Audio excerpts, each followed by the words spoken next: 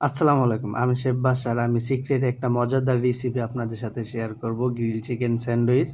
আপনারা চাইলে ঝটপট বাসায় তৈরি করে নিতে পারেন।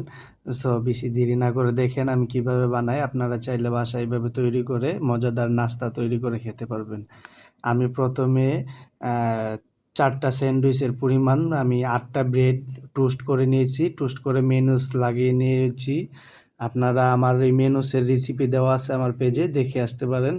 তারপর আমি আমার সেই স্পেশাল গ্রিল চিকেনগুলো ব্রেডের উপরে সুন্দর করে সব দিকে পরিমাণ মতো সবগুলাতে একবারে দিয়ে দিব, কম বেশি যাতে না হয়। তারপর এটাতে আমি এক এক করে প্রত্যেকটাই স্লাইস চিজ দিয়ে দিব। আপনারা এটার মধ্যে শসা বা টমেটো এটা না দেওয়াটাই বেটার। চাইলে লেটুস পাতা দিতে পারেন, আমি লেটুস পাতাটা স্কিপ করছি। তারপর চিজগুলা দেওয়ার পর আরেকটা পার্ট আমি এটার উপরে ব্রেড দিয়ে দিব।